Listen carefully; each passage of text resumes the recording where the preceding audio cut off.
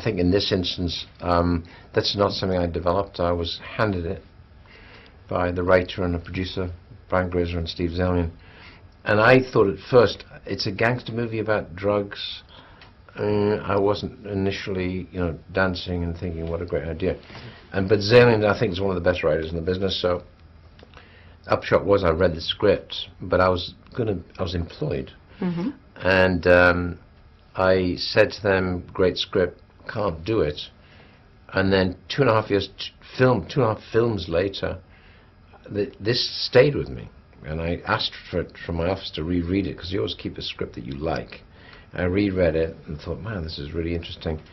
And it's interesting because of the two great characters and this very unusual structure, and that each character represents their own little universe, and each little universe is paradoxical. And so it's a very unusual and not the usual structured kind of story. And so off that I called up Brian Grazer and said, why is it being made? And that's where we begin. Type thing over there? Yes. Okay, so get you set up, Tom. Yeah. We'll get the 2 tight shots set, and then we'll...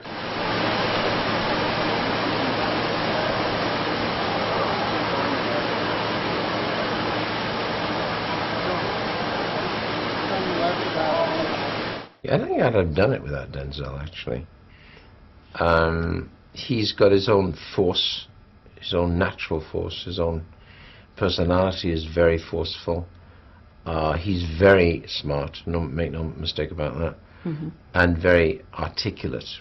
And all those elements seem to add up to making this character that would engage you to the extent of not just being a good businessman, a good family man, but also a powerful gangster. To be a gangster and businessman like that also requires a lot of courage, unless you're a psychopath or a sociopath, which is probably the same thing, where you never even think about it.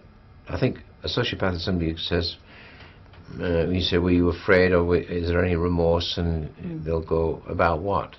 They've already forgotten maybe about the hurt that they might do. So that was a really interesting universe for me. And the Russell character, the Richie character, was kind of similar in a way, except coming from an opposite direction. He had a screwed up private life, which is probably not dissimilar to 80% of the men in this country. But he was absolutely, paradoxically honest as a cop. And he'd been made like as they say, a leper within his society as a cop, where he'd actually handed back $1 million of money that he could easily have pocketed. That happened in the late 60s. So he became very well known for that.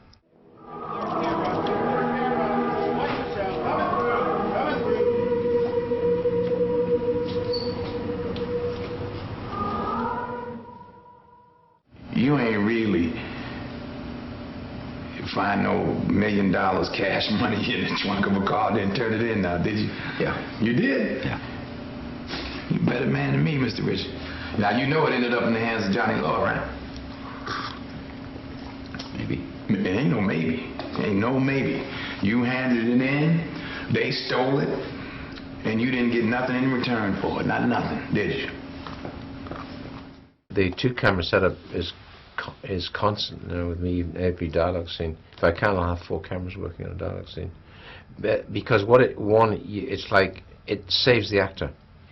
It's not just a visual thing, it's saving the actor. And with a little bit more effort, you get 4 cameras lined up, and you get I can get a medium of me now and a tight one of me now, and the same on you. And in 2 takes, I have everything.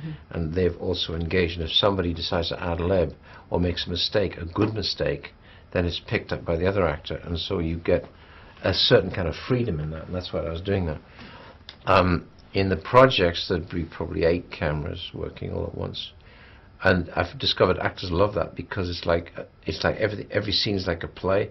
I can virtually do the play by saying action and cut, and the play is finished at the end of it, as opposed to doing it in fragments. So I think they like that. Russell loves it because he gets to run with the ball and not do it segment, take by take, which is kind of exhausting. Both, it takes time, and also you're constantly thinking about the continuity of, between the takes. I don't mean what clothing you wear, but your level of intensity and level of performance, which is even more difficult to spot. Yeah, I heard that there was 180 different locations, Yes, so the pace of the filming must have been fairly fast. How did cast and crew adapt to this?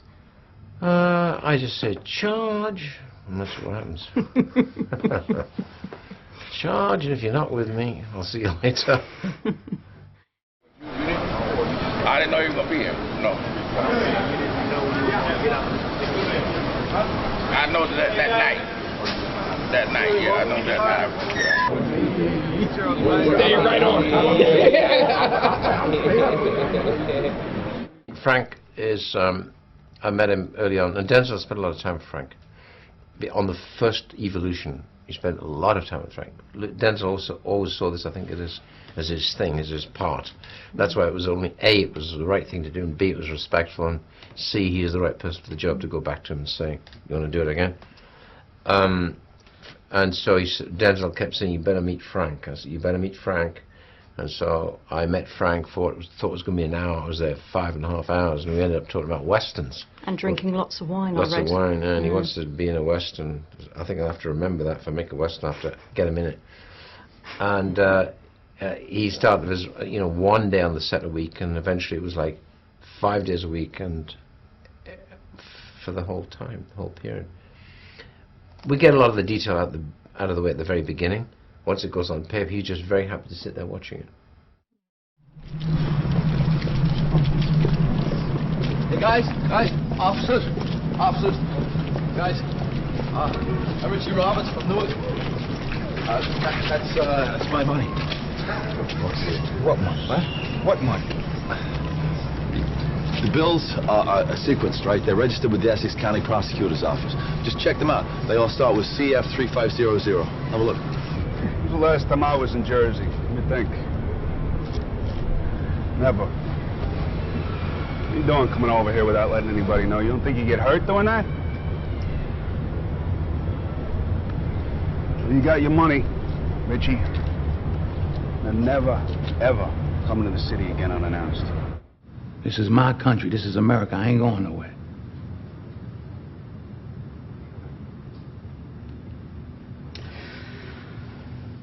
Each character has his part in the movie, and therefore, because the film is really about Richie and Frank, whoever is in their part of their little universe is going to get their segment. And I think it was important to show that Richie was married, who he was married to. In fact, he had a kid. And then have his wife. There's a great scene with his wife when she talks to him about honesty in the divorce court. She's great. Carla Cucino is fantastic. And then Limary, who actually is a beauty queen from Puerto Rico, funny enough.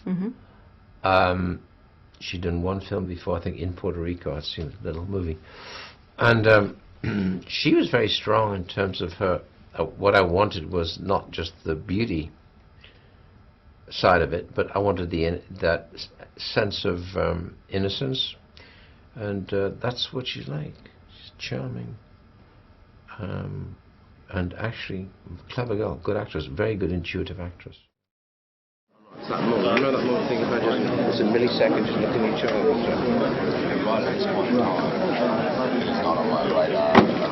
Not at all. Besides, there are other fur coats in it. So it's not that remarkable, it's only remarkable to you. Can I actually...